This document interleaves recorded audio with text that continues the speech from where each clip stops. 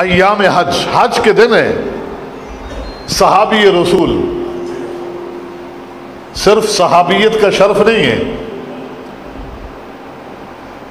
اہل بیت خانوادہ رسول سے بھی تعلق ہے، اور نبی علیہ الصلوۃ والسلام کے سگے چچا زاد بھائی ہونے کا شرف بھی حاصل ہے سیدنا عبداللہ ابن عباس رضی اللہ عنہما، اور سعادت اور شرف یہاں تک محدود نہیں ہے ان کا، بنو ہاشم قبیلے کے اس عظیم فرد کا یہاں تک نہیں، بلکہ یہ وہ نوجوان ہے کہ جب بچپن میں نبی علیہ الصلوۃ والسلام کی خدمت کے اس قدر متلاشی ہوتے تھے۔ اعوذ باللہ من الشیطان الرجیم، بسم اللہ الرحمن الرحیم، وما خلقت الجن والانس الا لیعبدون۔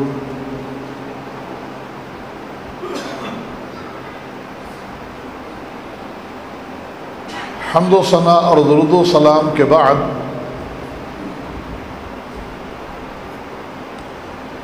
قرآن مجید فرقان حمید کی ایک آیت کریمہ آپ کے سامنے تلاوت فرمائی۔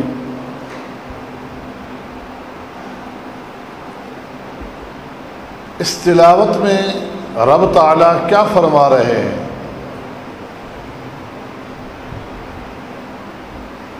یہ بڑا معروف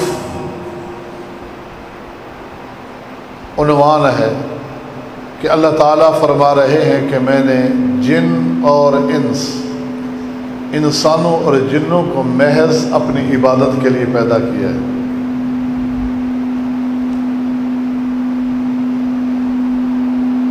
ان ثقلین کو محض اپنی عبادت کے لیے پیدا کیا ہے، انسانوں کو بھی اور جنوں کو بھی۔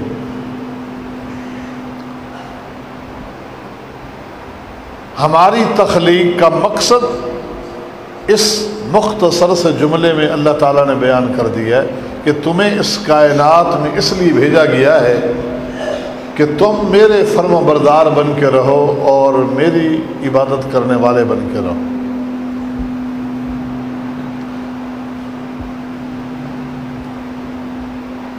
عبادت کس چیز کا نام ہے؟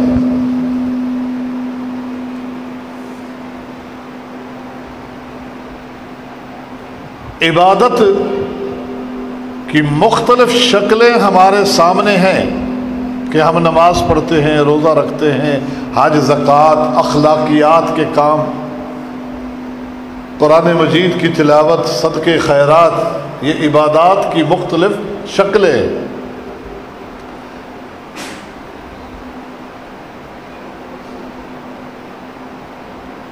لیکن عبادات کہ یہ جو شکلیں ہیں، کیا کوئی ایسا شخص جو اللہ تعالیٰ کو نہ مانتا ہو وہ یہ اختیار کر لے، تو ہم نے سوچنا یہ ہے کہ کیا یہ عبادات اللہ کو منظور ہوں گی؟ وہ صدقے خیرات شروع کر دے، وہ خیر کے کام شروع کر دے، وہ روزے رکھنا شروع کر دے؟ نہیں۔ کیوں؟ اس سے پتہ چلا کہ اس کے پیچھے کوئی اور چیز بھی ہے جو ان ساری چیزوں کی قبولیت کا سبب بننے والی ہے۔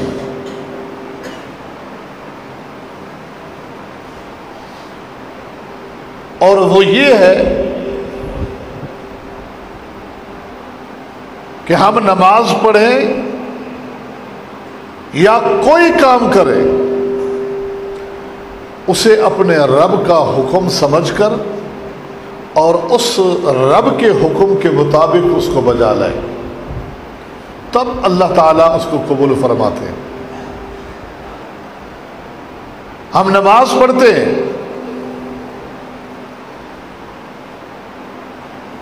ہم نے نماز بیت اللہ کی طرف منہ کر کے پڑھنے کی بجائے اس طرف منہ کر کے قیام و سجود شروع کر دیے. وہی نماز ہے، رکوع بھی ہے، سجدہ بھی ہے، اذکار تسبیحات بھی ہے. کیا وہ ہماری نماز کہلائے گی؟ نہیں. کیوں نہیں کہلائے گی؟ کہ وہ اللہ کے حکم کے مطابق نہیں ہے.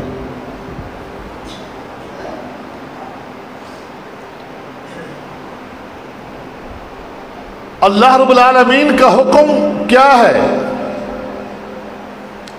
وہ قرآن مجید کی شکل میں اور محمد الرسول اللہ صلی اللہ علیہ وسلم کے فرامین کی شکل میں ہمارے سامنے موجود ہے. اس لیے اللہ تعالیٰ نے اپنے پیغمبر علیہ السلام کو بھیج کر یہ بتایا، لَقَدْ جَاءَكُمْ رَسُولٌ مِّنْ أَنفُسِكُمْ، آ گئے ہیں یقیناً تمہارے پاس، تمہاری جانوں میں سے، تمہیں میں سے ایک عظیم رسول. رسول کہتے ہیں پیغام لے کر آنے والا، پیغام بر، جس کو تخفیف کے ساتھ پیغمبر ہم کہتے ہیں، اصل میں ہے پیغام بر، پیغام لے کر آنے والا. اللہ کا حکم، اللہ کا پیغام اللہ کی مخلوق تک لے کر آنے والے کون ہیں؟ محمد الرسول اللہ صلی اللہ علیہ وسلم.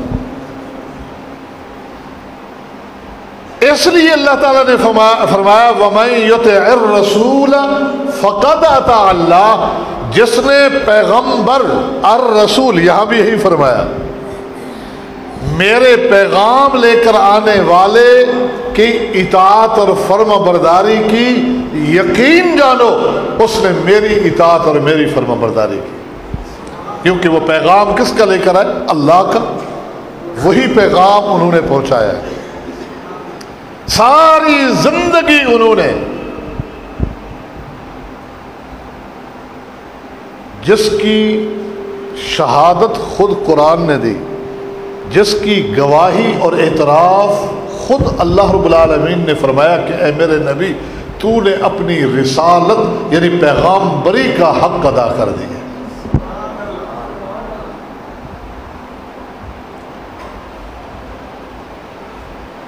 تو اب وہ پیغامات ہمارے سامنے ہیں. قرآن بھی آپ لے کر آئے، آپ پر ہی نازل ہوا، یہ کلام اللہ ہے.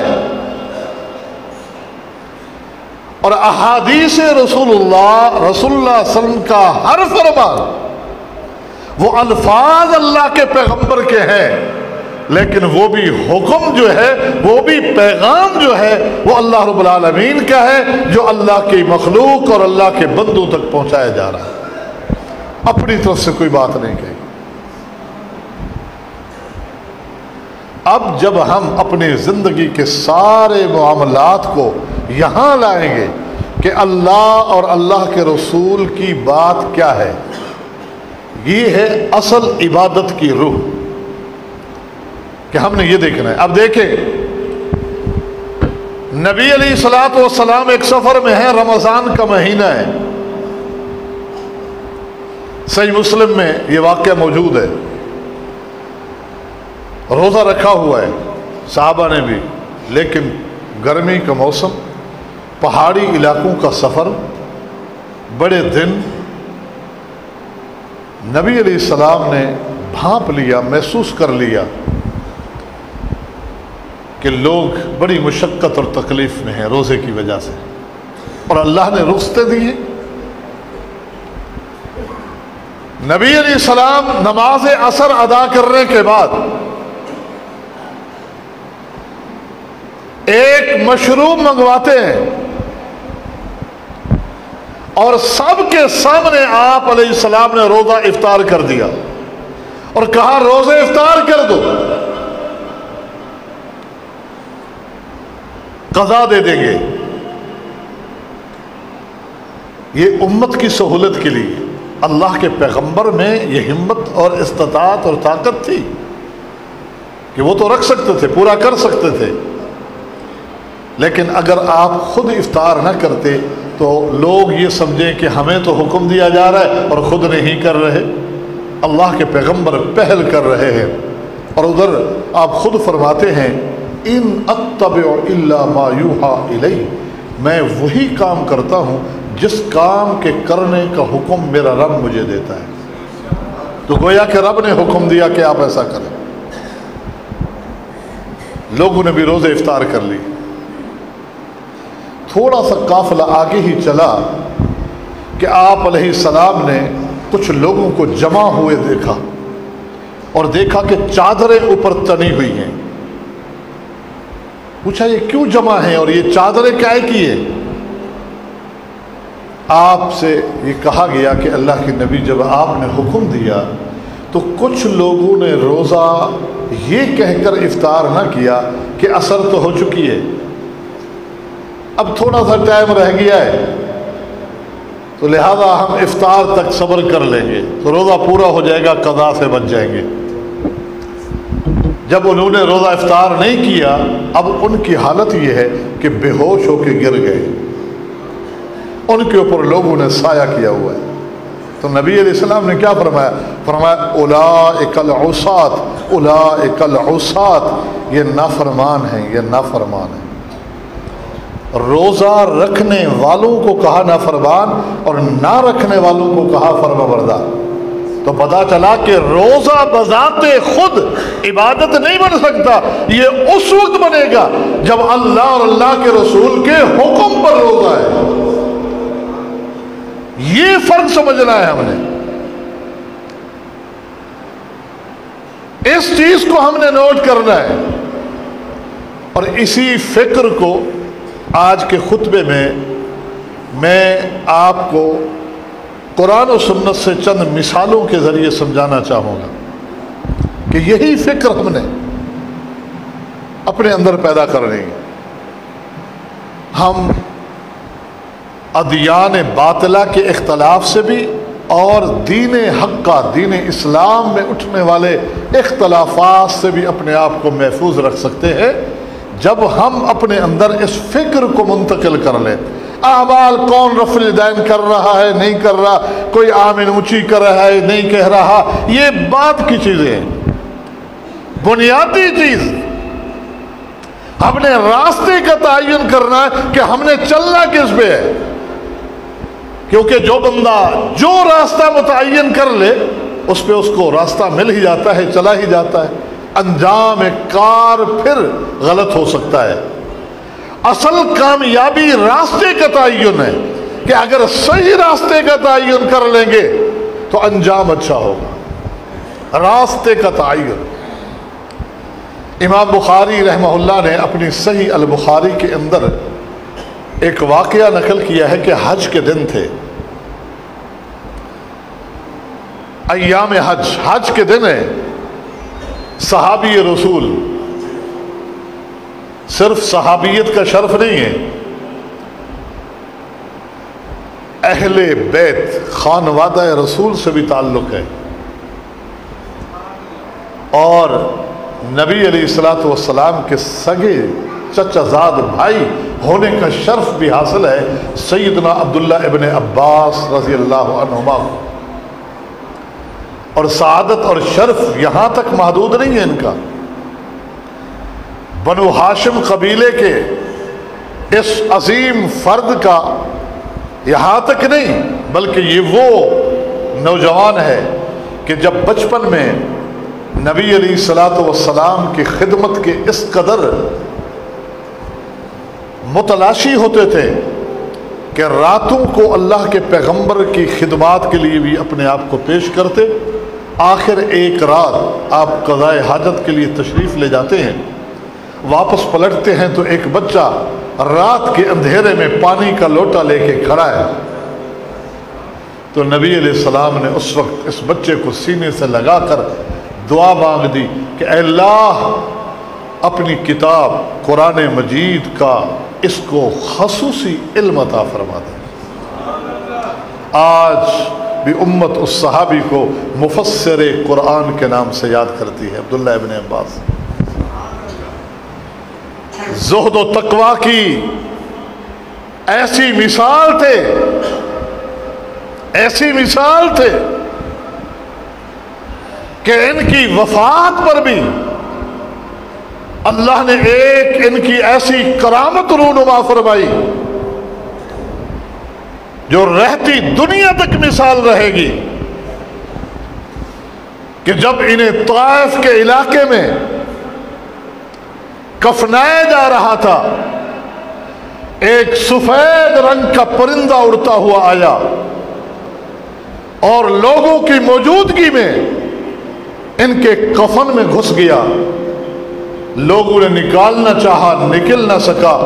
آخر علماء وقت نے کہا کہ یہ امر اللہ ہے، یہ کوئی اللہ کا فیصلہ ہے، لہذا اس کو ایسے ہی لپیٹ کے دفن کر دیا جائے۔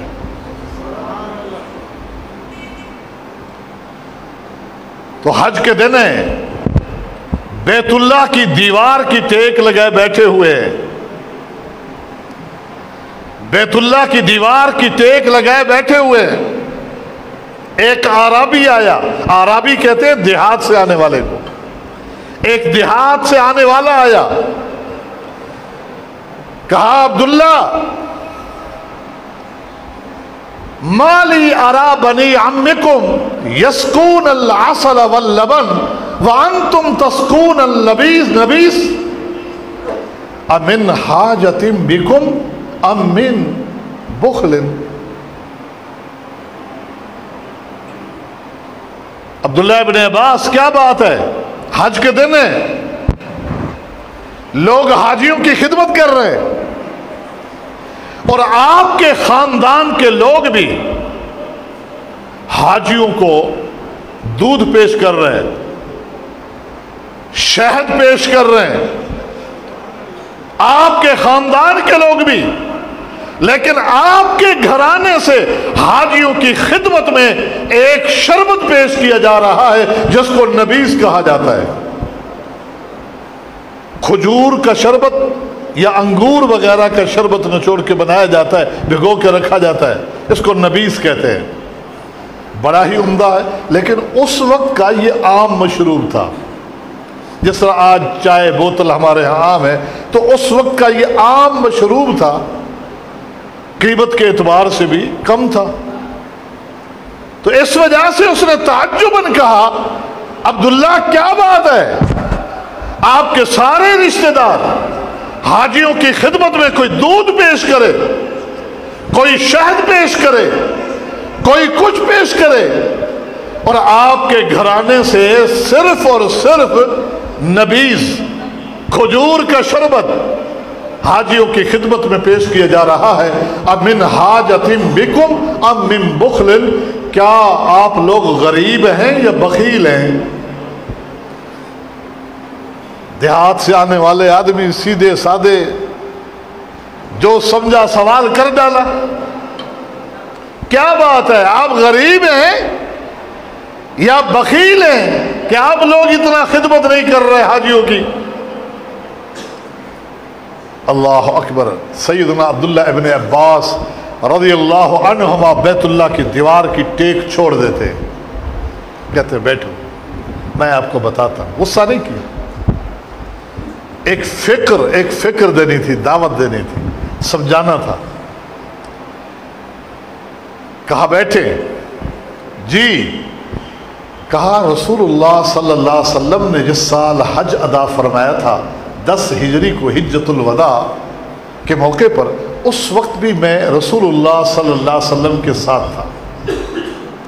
آپ اپنی سواری پر سوار تھے، آپ کے پیچھے اسامہ بن زید رضی اللہ عنہما بیٹھے ہوئے تھے، اور ہمارے خیمے کے قریب آن پہنچے تو آپ نے پانی طلب فرمایا تھا۔ پانی طلب فرمایا تو اتفاق ہے کہ اس سال بھی ہم حاجیوں کی خدمت میں نبیذ پیش کر رہے تھے، یہ کھجور کا شربت پیش کر رہے تھے۔ اس سال بھی ہم حاجیوں کی خدمت میں کھجور کا شربت پیش کر رہے تھے۔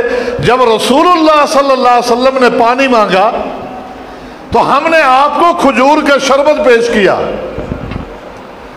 آپ نے اسے خوشی خوشی قبول کیا، پیا،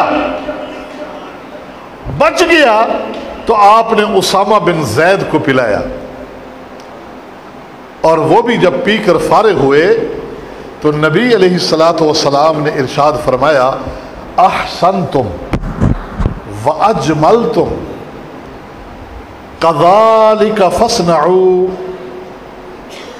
تین جملے نبی علیہ السلام نے ارشاد فرمایا احسنتم، تم نے بہت اچھا کام کیا ہے، اجملتم، تم نے بہت ہی خوبصورت انداز اختیار کر رکھا ہے حاجیوں کی خدمت کا، کذالک فاصنعوا، یہ کام کرتے رہنا، یہ کام کرتے رہنا۔ او عربی ما اريد ان اغیر ما امرنی بہ رسول اللہ، جس چیز کے کرتے رہنے کا حکم مجھے رسول اللہ نے دیا میں اس کو تبدیل نہیں کرنا چاہتا۔ میں نہ غریب ہوں نہ بخیل ہوں، نہ غریب ہوں نہ بخیل ہوں، جس کام کے کرنے کا حکم مجھے اللہ کے نبی نے دیا کہ کرتے رہنا، میں اس میں تبدیلی نہیں کرنا چاہتا۔ یہ ہے وہ فکر جو میں آپ کے سامنے رکھ رہا ہوں کہ اصل میں ہم نے یہ دیکھنا ہے کہ اللہ کے رسول صلی اللہ علیہ وسلم نے ہمیں کیا پیش کیا، اس میں رد و بدل نہیں کرنی، اس میں تبدیلیاں نہیں کرنی، ہم اس کو لینا ہے ویسے ہی لینا ہے جیسے آپ نے حکم ارشاد فرمایا۔ یہ صحابہ کرام رضوان اللہ علیہم اجمعین نے جو فکر ہماری طرف منتقل کی ہے یہ وہ ہے۔ اب سیدنا ابو بکر صدیق رضی اللہ تعالی عنہ کے حیات طیبہ سے بھی ایک مثال آپ کے سامنے رکھتا ہوں۔ اس امت کے سب سے بڑے عالم ابو بکر صدیق، اور یہ میں نے نہیں کہا، یہ صحابہ خود کہتے تھے کہ اس امت کے کان ابو بکر اعلمنا، بخاری میں حدیث ہے، ابو سعید خدری فرماتے ہیں کہ ابو بکر ہم صحابہ میں سب سے بڑے عالم تھے اور سب سے زیادہ فضیلت والے بھی ہیں۔ جب رسول اکرم صلی اللہ علیہ وسلم اس دنیا فانی سے رخصت ہوتے ہیں، آپ کی وفات سے چند دن پہلے آپ نے ایک قافلہ، ایک لشکر مرتب فرمایا جہاد کے لیے، ایک بہت بڑے دشمن کے ساتھ مارکے کے لیے، ایک بڑی جماعت پر مشتمل، اور اس جماعت کا امیر نبی علیہ السلام نے بنایا تھا اسامہ بن زید کو رضی اللہ عنہ۔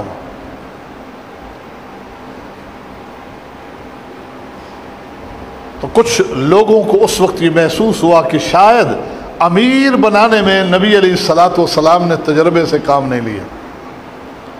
کچھ اعراب جو آتے تھے نا، ان کے اس طرح ذہن میں آتی کہ یہ کم عمر لڑکا ہے اور اتنا بڑا لشکر، بڑا دشمن سنبھال پائیں گے؟ نبی علیہ السلام تک بات پہنچی تو آپ نے فرمایا لوگو، میں نے ان کے باپ زید بن حارثہ کو بھی اسی طرف روانہ کرتے ہوئے امیر بنایا تھا، اور اللہ کی قسم وہ لائق تھے اس عہدے کے، اور اسامہ کو بھی میں نے اسی طرف روانہ کرتے ہوئے آج امیر بنایا ہے، یہ لائق ہے تم میں سب سے زیادہ اس عہدے کا جو میں نے اس کے لیے مقرر کیا۔ بات سمجھ گئے لوگ؟ نبی علیہ السلام نے روانہ فرمایا، مدینہ سے چند کلومیٹر، چند میل کے فاصلے پر ہی گئے تو پیغام مل گیا کہ اللہ کے پیغمبر علیہ السلام کی طبیعت زیادہ خراب ہو گئی ہے۔ وہاں رک گئے۔ وہی ہوا، وہی خطرات جو محسوس ہونے لگے تھے وہی ہوئے کہ امت اس عظیم اللہ کی رحمت سے ان کے جسم عنصری کے وجود سے محروم ہو گئی، آپ فوت ہو گئے۔ یہ پلٹ کر واپس آ گئے۔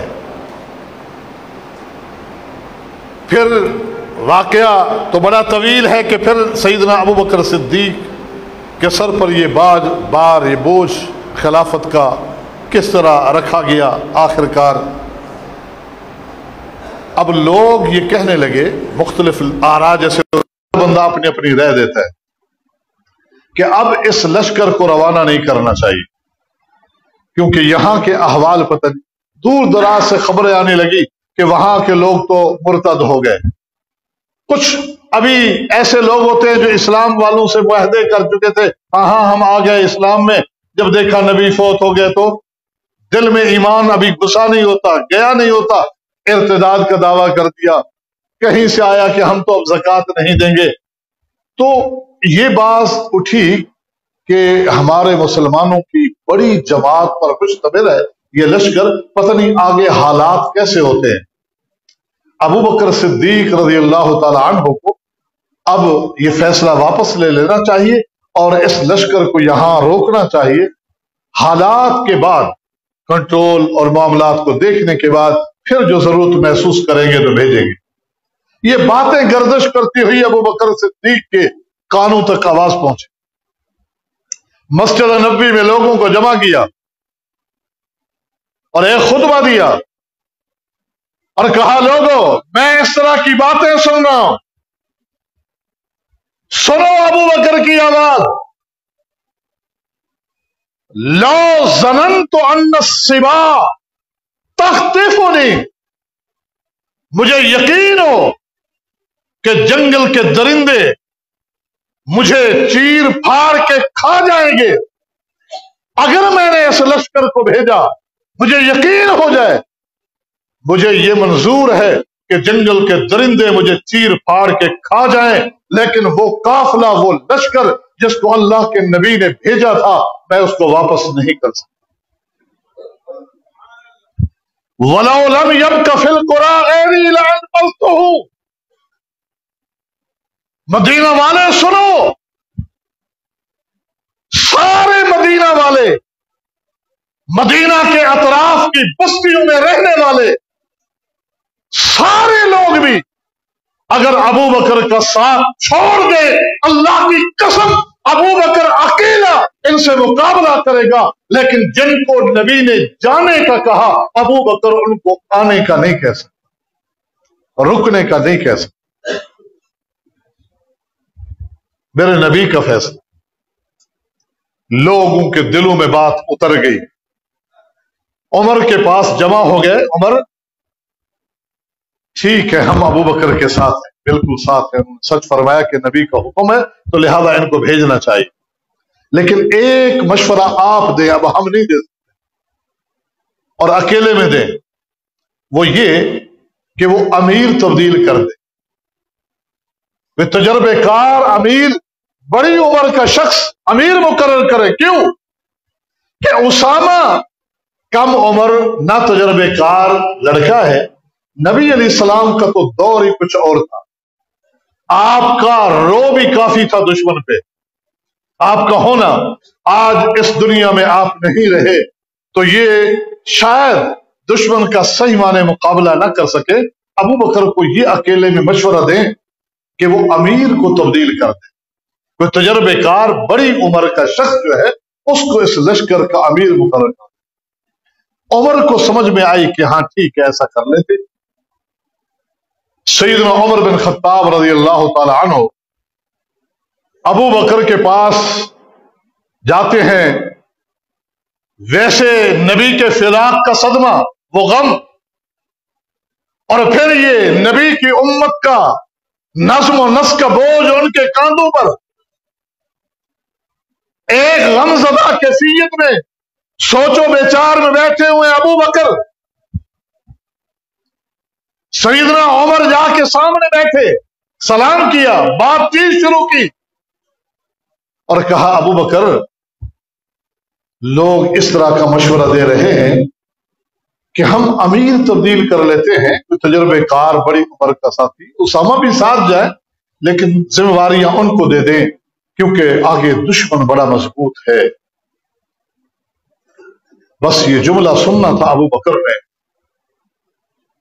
سیدنا ابو بکر صدیق جس طرح بیٹھے ہوئے تھے اچھل کر سیدنا عمر بن خطاب کی داڑھی پر یوں ہاتھ رکھا، پکڑ کر یوں نہیں، گستاخی والا انداز نہیں، یوں ہاتھ رکھا اور کہا ثقلتک السواقل یبن الخطاب، او خطاب کا بیٹا تو مر جائے تجھ پر رونے والیاں روئیں۔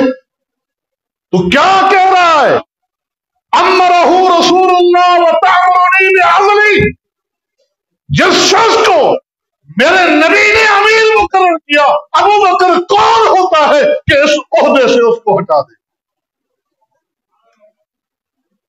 کیا تو نے قرآن کو نہیں سمجھا؟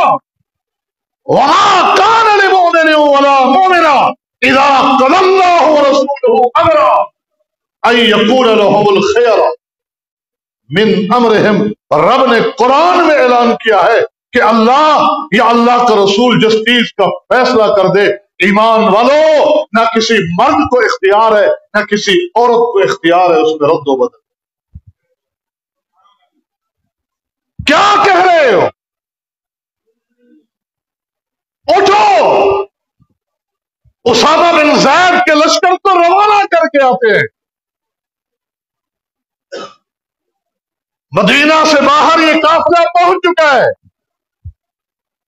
صدیق امیر المومنین خلیفۃ الرسول وہاں چل کے جاتے ہیں،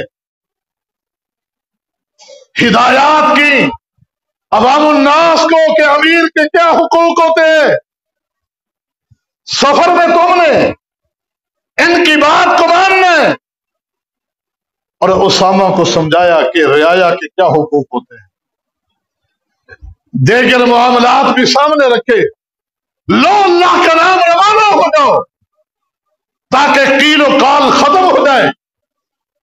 اسامہ کو جس سواری پر سوار کیا، سواری روانہ ہونے لگی۔ صدیق کے پاؤں میں جوتے نہیں تھے، یہ ساتھ اس سواری کے ساتھ پیدل چل پڑے اور اسامہ کو کچھ سمجھانے لگے اور ہدایات کرنے لگے۔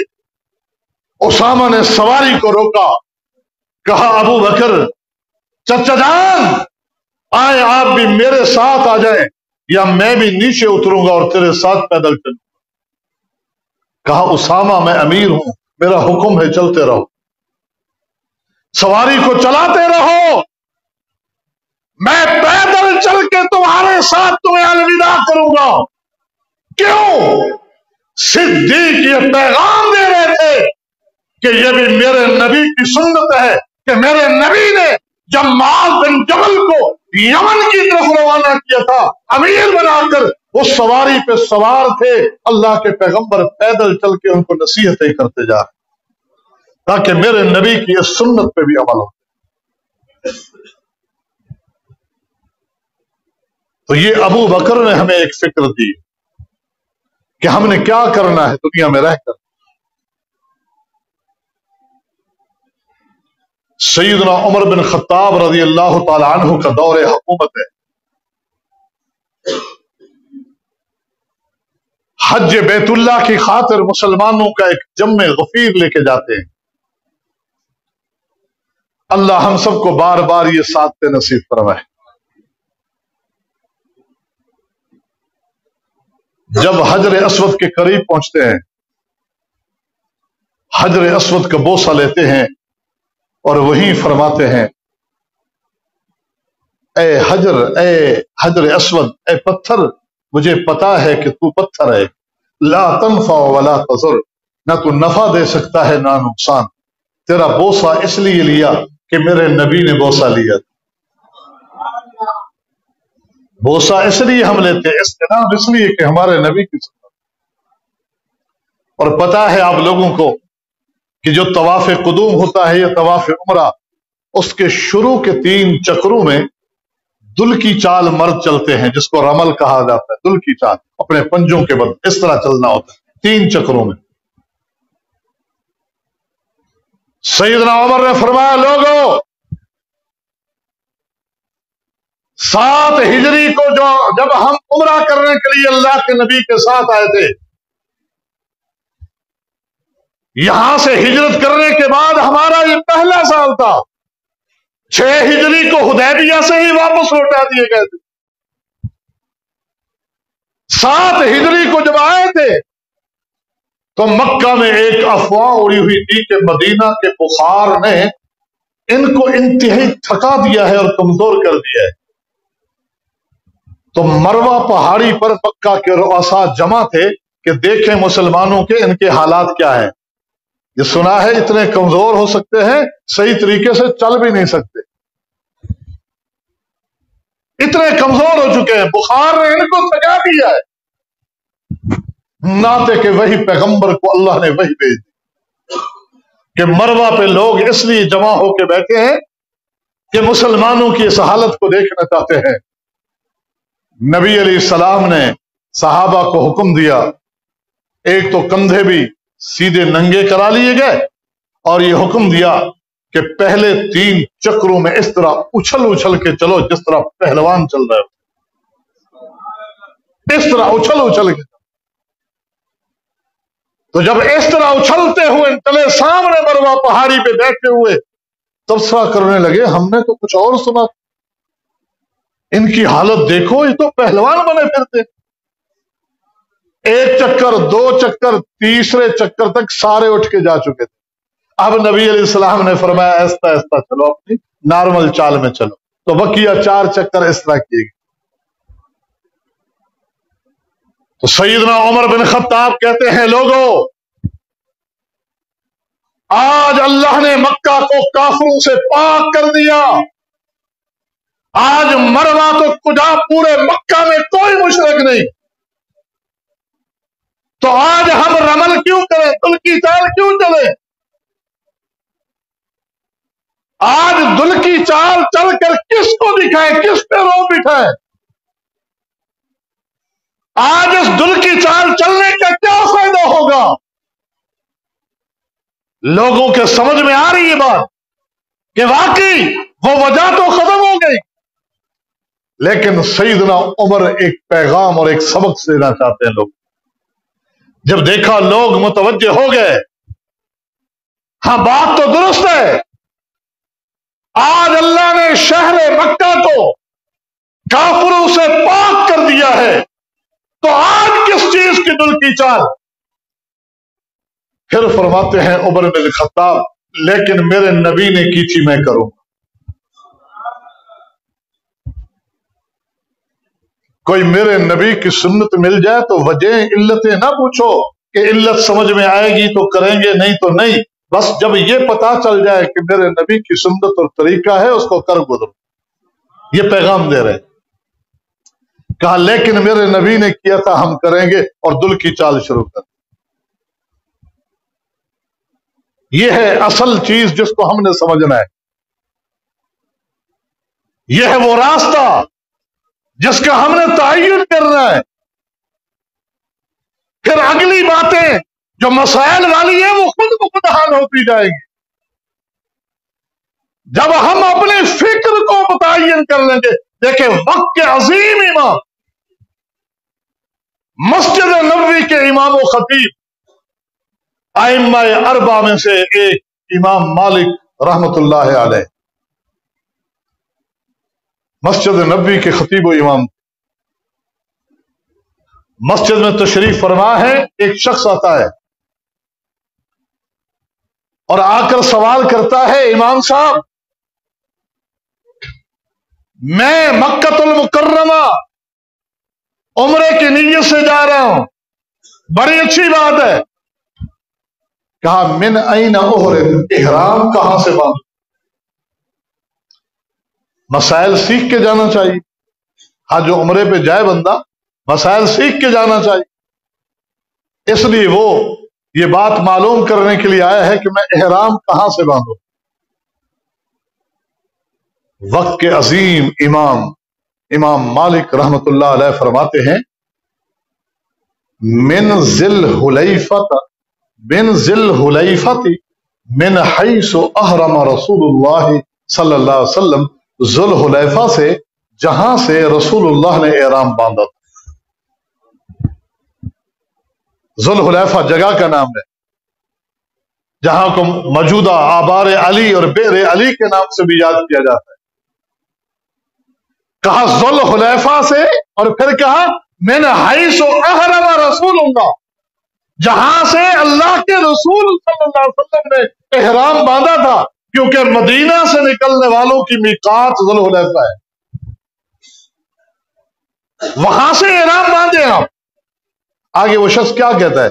کہتا ہے اریدو ان احرم من المسجد من هذه القبر، هذا القبر من عند القبر، لیکن میرا ارادہ تو یہ ہے کہ میں احرام باندھوں اسی مسجد سے، مسجد نبوی سے، اور مسجد نبوی کا یہی حصہ جو نبی صلی اللہ علیہ وسلم کے روضہ مبارک والی جگہ ہے، یہاں سے روضۃ من ریاض الجنہ ہے، یہ جنت کا ٹکڑا ہے، یہاں سے میں چاہتا ہوں کہ احرام باندھوں اور لبیک اللہم لبیک کہتے ہوئے مکہ المکرمہ چلا جاؤں۔ تو امام مالک رحمہ اللہ کا جواب سنی، فرماتے ہیں اخاف علیک الفتنہ، مجھے ڈر ہے کہ تو کسی فتنے میں مبتلا ہو جائے گا، کسی فتنے میں مبتلا ہو جائے گا۔ اس نے کہا ای فتنہ فی ھذا انما عمیال اریدھا۔ امام صاحب کیا کہہ رہے ہیں آپ، کیا فرما رہے ہیں آپ؟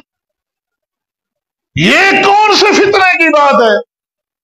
یہ تو چند میل پہلے ہی میں اللہ کا نام لینا شروع کر دوں گا، لبیک اللہم لبیک لبیک لا شریک لک لبیک، یہ چند میل ہے، چند میل پہلے ہی اگر میں اللہ کی توحید کا کلمہ پکارنا شروع کر دوں، یہ کون سے فتنے کی بات ہے؟ امام مالک رحمہ اللہ فرماتے ہیں ای فتنۃ اعظم من ھذا، تو کہتا ہے یہ کون سے فتنے کی بات ہے؟ میں کہتا ہوں اس سے بڑا فتنہ ہو ہی کیا سکتا ہے، اس سے بڑا فتنہ ہو ہی کیا سکتا ہے کہ ظننت انک سبقت الی فصیلۃ قصر عنہا رسول اللہ، اس سے بڑا فتنہ ہو ہی کیا سکتا ہے کہ تو یہ سمجھ رہا ہے کہ یہاں سے احرام باندھنا فضیلت کی بات ہے اور اللہ کے نبی اس سے محروم ہو گئے، آپ نے وہاں سے باندھا۔ اگر یہ ثواب کی بات ہے تو اس کا مقصد ہے اللہ کے نبی تو پھر محروم ہو گئے، کیونکہ اللہ کے نبی نے وہاں سے احرام باندھا۔ یہی سب سے بڑا فتنہ ہے کہ جس کام کو ثواب سمجھ کر میرے نبی نے اختیار نہیں کیا، میرے نبی کا کوئی امتی اس کو ثواب سمجھ کے اختیار کر دے، یہی سب سے بڑا فتنہ ہے۔ اور کہا سن انی سمعت اللہ یقول فلیحذر الذین یخالفون عن امرہ ان تصیبہم فتنہ او یصیبہم عذاب الیم۔ سن لے، میں نے اللہ سے سنا ہے، سمعت اللہ یقول، میں نے اللہ سے سنا ہے، اللہ فرماتا ہے کیونکہ یہ کلام اللہ ہے، یہ کلام اللہ ہے، یہ کلام اللہ کا ہے۔ قرآن کی آیت پڑھی کہ اللہ فرماتا ہے قرآن میں کہ فَلْيَحْذَرِ الَّذِينَ يُخَالِفُونَ عَنْ أَمْرِهِ أَن تُصِيبَهُمْ فِتْنَةٌ أَوْ يُصِيبَهُمْ عَذَابٌ عَلِيمٌ۔ میرے نبی کے فیصلوں اور میرے نبی کی سنتوں کی مخالفت چھوڑ دو، جس نے مخالفت نہ چھوڑی کسی فتنے میں مبتلا ہو جائے گا، نہیں بھی تو آخرت کا دردناک عذاب اس کا مقدر اور نصیب بن جائے۔ تو میرے نبی کی مخالفت کر رہا ہے، میرے نبی نے وہاں سے احرام باندھا، تو یہاں سے باندھنا چاہتا کہ وہ کام کریں جو اللہ اور اللہ کے رسول کی طرف سے بتایا گیا۔ اب یہ آندھیاں ہوائیں یہ چلا کرتی ہے، ہم بھی جانتے ہیں، دیکھتے ہیں۔ نبی علیہ الصلوۃ والسلام ایک سفر سے واپسی پر تھے، ناطے کہ وہی پیغمبر ہیں، اللہ سے باتیں ہوتی ہیں بذریعہ وحی۔ نماز عشاء پڑھائی، راستے میں پڑاؤ ڈال رکھا ایک جگہ، اور اعلان فرما دیا کہ نماز عشاء کے بعد اپنے اپنے خیموں میں چلے جاؤ، اور آج رات، کیونکہ اس بات کی شہادت قرآن دے چکا ہے وما ينطق عن الهوى ان هو الا وحی یوحى، کہ لوگوں میرے نبی جو کچھ بھی فرماتے ہیں وہ اللہ کی طرف سے وحی ہوتی ہے، اپنی طرف سے کوئی بات نہیں کہتے۔ اور یہ بھی ان اتبع الا ما یوحی الی، میرے نبی وہی کچھ کرتے ہیں جس کے کرنے کا حکم اللہ دیتا ہے۔ میرے نبی کی کوئی نہ بات غلط ہے اور نہ نبی علیہ السلام کا کوئی فعل غلط ہے، اسی لیے اس کو دین قرار دیا گیا۔ فرمایا کہ اپنے اپنے خیموں میں چلے جاؤ، آج رات ایک آندھی آئے، تیز ہوا چلے گی، جب وہ چل پڑے تو کوئی شخص اپنے خیمے سے باہر نہ نکلے۔ سب چلے گئے خیموں میں۔ تھوڑی دیر بعد ایک تیز و تند ہوا چل پڑی، آندھی نما چلی، رک گئی، لوگ سو گئے۔ صبح کی نماز میں سارے لوگ موجود ہیں، ایک بندہ موجود نہیں۔ آپ نے اس کے متعلق پوچھا وہ کہاں ہے فلاں ساتھی؟ سب دیکھ رہے ہیں، نظر نہیں آتا۔ اس کے خیمے والوں سے پوچھو کہ خیمے میں سو رہا ہے، کہاں ہے، کیوں نہیں آئے نماز کے لیے؟ خیمے والوں سے پوچھا گیا کہ فلاں ساتھی کہاں ہے؟ خیمے والوں نے کہا کہ وہ رات کو جب آندھی چلی ہوئی تھی نا، یہ شخص کسی کام سے باہر نکل رہا تھا تو ہم نے اس کو روکا کہ اللہ کے نبی نے فرمایا تھا نا کہ نہ نکلنا۔ اس نے کہا کہ آپ نے سمجھا ہوگا کہ شاید بہت بڑی آندھی ہوگی۔ یہ تو بہت بڑی آندھی تو نہیں ہے، اس طرح کی آندھیوں میں تو ہم اپنے کام کاج پہلے بھی کرتے رہتے ہیں، تو میں ابھی آتا ہوں۔ پھر ابھی تک نہیں آیا۔ اچھا، میں نے جو روکا تھا یہ نکلا تھا خیمے سے باہر؟ کہتی ہاں۔ کچھ ساتھیوں کو بلایا، کہا کہ پھر دیکھو ہوا اس طرف سے اس رخ پر تھی، لہذا یوں چلے جاؤ اور اس کو ڈھونڈ کے لاؤ، یوں چلے جاؤ اس کو ڈھونڈ کے لاؤ، ہوا اس کو کہیں اڑا نہ لے گئی ہو۔ وہ چل پڑے، چلتے چلتے انسان کی عقل جہاں جواب دے دے کہ ہوا اڑائے گی بھی اٹھائے گی بھی تو ایک فرلانگ 1 کلومیٹر پھینک دے گی، یہ تو کئی میل ہو گئے۔ لیکن نبی علیہ السلام نے یہ نہیں فرمایا تھا کہ جاؤ مل جائے تو ٹھیک، نہیں تو واپس آ جانا۔ اگر یہ فرمایا ہوتا واپس آ جاتے، آپ نے فرمایا اسے ڈھونڈ کے لاؤ۔ اب وہ جا رہے ہیں، ساری زندگی بھی بسر ہو گئی، ہم واپس نہیں جائیں گے کیونکہ نبی نے فرمایا ڈھونڈ کے لاؤ۔ یہ ایمان تھا صحابہ کا، یہ فکر تھی ان کی۔ کیونکہ یہاں اس واقعے کو رہنے دیتے ہیں، ایک چھوٹی سی بات اسی مناسبت سے ایک اور یاد آئی، وہ بھی آپ کے سامنے رکھوں، پھر اس واقعے کو چلائیں گے کہ نبی علیہ السلام نے ایک دن اعلان فرمایا تھا عشاء کی نماز کے بعد، اکثر سفر میں ہے مدنی زندگی کہ سارے لوگ تھکے ہوئے ہیں، ہم سونا چاہتے ہیں، آج جو رات کی نیند کی قربانی کی جاگ کر بلا رہے، ایک شخص فوراً کرو،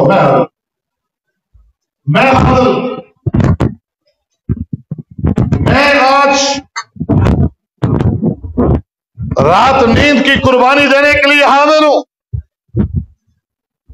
آپ نے فرمایا پھر ایسا کرو، ارکب، سواری پہ سوار ہو جاؤ۔ یہ جملہ سنا، ارکب، کہ سواری پہ سوار ہو جاؤ، اس نے منہ موڑا۔ ذرا غور کرے، اگر ہمیں بھی کوئی کہے کہ یہ کام کرو تو ہم کہیں گے جی ٹھیک ہے، پھر کیا کریں؟ اللہ اکبر، کیا فکر ہمیں سکھائی ہے صحابہ نے، اطاعت اور فرما برداری کا انداز کیا بتایا ہے کہ ایک حکم آیا، عمل ہوا نہیں، دوسرا پوچھو۔ گئے اپنی اونٹنی پہ سوار ہو کر آئے کہ اب کیا کروں، اللہ کے جو حکم دیا اس پہ عمل ہو گیا، اب کیا کروں؟ اب نبی علیہ السلام نے اشارہ کیا سامنے، قبلہ رخ بھی وہی تھا کہ یہ پہاڑی ہے، اس کے پیچھے جو ہے نا تم گشت کرتے رہو، چکر لگاتے رہو، دشمن کا خطرہ بھی اسی طرف سے ہے، اگر کہیں دشمن کو آتا دیکھو تو فوراً آ کے ہمیں جگا دینا، خود مقابلے نہیں کرنا اکیلے۔ اس نے سواری کا رخ پھیرا، پہاڑی پہ چڑھا اور پہاڑی کے پیچھے پہرا دینے لگا۔ سارے صحابہ سو گئے، اللہ کے نبی صلی اللہ علیہ وسلم بھی سو گئے۔ صبح ہوئی، آپ سب سے پہلے اٹھے، سب کو جگایا، پوچھا اس ساتھی کا کیا ہوا؟ اللہ کے نبی پتہ نہیں، ابھی اٹھے ہیں، اذان ہوتی ہے سن کے آ جائے گا۔ اذان ہو گئی، نہیں آیا، اب تشویش بڑھنے لگی، جماعت کا وقت ہو گیا، ساتھی نہیں آیا۔ نبی کو اپنے ساتھیوں سے پیار ہے، محبت ہے، پوری امت سے محبت ہے۔ اس محبت کی مثالوں سے بھی احادیث بھری پڑی، واقعات سے، محبت کے اظہار کی شکلوں۔ تشویش بڑھنے لگی کہ اگر زندہ ہوتا اذان سن کے آتا، مسلمان زندہ ہوتا اذان سن کے، ذرا سوچتے جائیے، ہم بھی اپنے گریباں میں جھانکتے جائیں، ضرور آتا۔ لگتا ہے دشمنوں نے میرا ساتھی مجھ سے چھین لیا ہے، غم اور پریشانی بڑھنے لگی۔ ساتھیوں اندازہ لگائیں، میرے نبی کی نماز کے خشوع خضوع کے تذکرے قرآن کرے، لیکن آج میرا نبی رکوع سے سر اٹھاتا ہے، نگاہ پہاڑی کی طرف چلی جاتی ہے، اس ساتھی کو ڈھونڈ رہے، نظر پڑی کہ پہاڑی سے اتر رہا ہے، دل باغ باغ ہو گیا۔ نماز مکمل کرتے فوراً پلٹے اور کہا ابشرو، لوگو مبارک ہو تمہیں، میں نے تمہارے ساتھی کو آتا ہوا دیکھ لیا ہے، سواری پہ سوار ہے، خیریت سے آ رہا ہے۔ یہ باتیں ہو رہی ہیں کہ وہ سواری پہ سوار وہی آ کے کھڑا ہوگی۔ اللہ کے نبی کھڑے ہو گئے، بتاؤ دوست رات کیسے بسر کی؟ کوئی دشمن تو نہیں آیا؟ خیر خیریت پوچھتے پوچھتے یہ سوال بھی امام اعظم قائد اعظم محمد الرسول اللہ صلی اللہ علیہ وسلم نے کر ڈالا کہ رات کچھ آرام کرنے کا موقع بھی ملا یا نہیں ملا؟ کہا جناب آپ نے فرمایا تھا سوار ہو جاؤ، میں سوار ہو گیا ہوں، آپ فرمائیں گے اترو تو اترو۔ سمجھ گئے بات کو؟ یہ ادائیں ہیں جنتی ہونے کی بشارتیں، صحابہ کو دنیا میں ایسی نہیں ملی۔ قرآن نے رضی اللہ عنہم ورضوا عنہ کے طبقے ان کے گلوں میں ایسے نہیں سجائے، مغفرت کے ہار اور تاج دنیا میں یوں نہیں پہنائے گئے، ان کی ادائیں فرمانبرداری کی۔ تو وہ بات میں آپ کے سامنے رکھ رہا، وہ چلے جا رہے ہیں کہ نبی نے فرمایا تھا ڈھونڈ کے لاؤ، اب ڈھونڈ کے لانا۔ کئی میل دور ایک قبیلہ تئی کے نام سے دو معروف پہاڑ تھے، بڑے اونچے اونچے پہاڑ تھے، ان پہاڑوں کے درمیان سے گزرگاہ تھی۔ جب وہاں گئے تو اس کی لاش پڑی ہوئی، اس کو اٹھایا، جب یہاں لائے اللہ کے پیغمبر علیہ السلام نے دیکھا، فرمایا میں نے روکا تھا باہر نہیں نکلنا، یہ باہر نکلا، ہوا کے جھونکے نے اس کو اڑایا اور تئی کے ان پہاڑوں سے ٹکرا کر اس کی لاش کو پھینک کے چلی گئی۔ رہتی دنیا تک لوگوں کے لیے سبق ہے کہ میرے نبی کے حکم کو ٹالا نہ کرو۔ رب فَلْيَحْذَرِ الَّذِينَ يُخَالِفُونَ عَنْ أَمْرِهِ، قرآن، وہ لوگ جو میرے نبی کے حکم کی مخالفت کرتے انہیں ٹال جانا چاہیے، ان تصیبہم فتنہ، کہ کسی بڑے فتنے میں مبتلا نہ ہو جائے، اور یصیبہم عذاب علیم، اگر دنیا میں کسی فتنے سے بچ بھی گئے تو آخرت کا دردناک عذاب تو ان کا مقدر ہے۔ نبی علیہ الصلوۃ والسلام نے دیکھا ایک شخص کو الٹے ہاتھ سے کھانا کھا رہا ہے۔ نبی علیہ السلام نے فرمایا داہنے ہاتھ سے، سیدھے ہاتھ سے کھانا کھاؤ، الٹے ہاتھ سے شیطان کھاتا ہے۔ سکھایا کرو، بچوں کو تعلیم دیا کرو، عادت بن جائے، پھر بھولے سے بھی الٹے ہاتھ سے نہ کھائے پھر۔ آگے اس نے اس کو انا کا مسئلہ بنایا کہ اب لوگ کہیں گے کہ مجھے کھانا بھی نہیں آتا، تو اس نے کہا اصل میں میرا سیدھا ہاتھ جو ہے نا یہ ذرا اوپر کو اٹھتا نہیں ہے، اوپر کو اٹھتا نہیں ہے، اس لیے میں الٹے ہاتھ سے کھا رہا ہوں۔ اوہو، نبی علیہ السلام کی زبان اطہر سے یہ جملہ نکل گیا، چلو اللہ کرے ایسا ہو۔ پھر ساری زندگی صحابہ کہتے ہیں اس کا ہاتھ سینے سے اوپر کبھی نہیں جا سکتا، ساری زندگی اس کا ہاتھ یہاں سے اوپر نہیں۔ نبی کے حکم کے آگے تعبیریں، نبی کے حکم آ جانے کے بعد حجتیں، ہیلے بازیاں، پھر رب یوں سزائیں دیتا ہے، اللہ تعالیٰ یوں سزائیں دیتا ہے۔ تو میں عرض کر رہا تھا کہ ہم نے اس نقطے کو آج سمجھ کے جانا ہے کہ اللہ نے ہمیں اپنی عبادت کے لیے پیدا کیا، اور عبادت میں سب سے پہلے جس چیز کو سمجھنا ہے وہ یہ کہ اللہ اور اللہ کے رسول کی اطاعت اور فرما برداری۔ پھر ایک چھوٹا سا عمل بھی ایک پہاڑ بن جائے گا، ایک چھوٹا سا عمل بھی قیامت کے دن نیکیوں کا پہاڑ بن جائے گا۔ اور اگر ہمارے عمل پہاڑوں کی مثل ہو لیکن اللہ اور اللہ کے رسول کی فرما برداری میں نہ ہو تو فَيَجْعَلُهَا اللَّهُ هَبَاءً مَنْثُورًا، ابن ماجہ کی حدیث کے مطابق اللہ ہواؤں میں اڑتے ہوئے ذرات کی مثل میدان معاشر میں ان کو اڑا دے گا، ختم کر دے گا، کسی ایک نیکی کو بھی میزان ترازو کے پلڑے میں نہیں رکھے۔ تو نماز بھی ہماری وہی نماز ہوگی،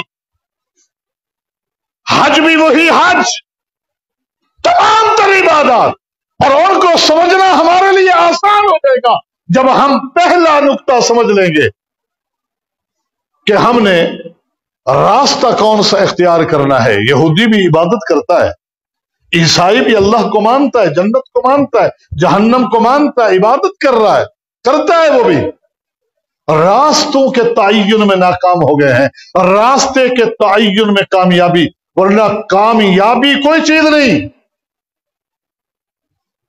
راستہ اچھا جس نے متعین کیا وہ ہے کامیاب۔ ورنہ ایک چور بھی جب چوری کر لیتا ہے کہتا ہے میں کامیاب ہو گیا اپنے مشن میں، ایک بدکار بھی بدکاری والے مشن کو جب پا لیتا ہے وہ کہتا ہے میں کامیاب ہو گیا۔ لفظ کامیابی اکیلی کافی نہیں، راستے کے تعین میں کامیابی کیجیے کہ صحیح راستے پہ چلنے میں جو کامیاب ہے، قرآن نے کہا فَمَنْ زُحْزِحَ عَنِ النَّارِ وَأُدْخِلَ الْجَنَّةَ فَقَدْ فَازَ، میرے نزدیک وہ ہے کامیاب جو جنت والے راستے پہ چل پڑا، جہنم والے راستوں کو چھوڑ کر اور جنت میں داخل ہو گیا۔ میں اللہ کے نزدیک وہ ہے کامیاب۔ اللہ ہمیں بھی دنیا آخرت کی کامیابیوں سے ہم کنار فرما دے۔ وآخر دعوانا ان الحمد للہ رب العالمین۔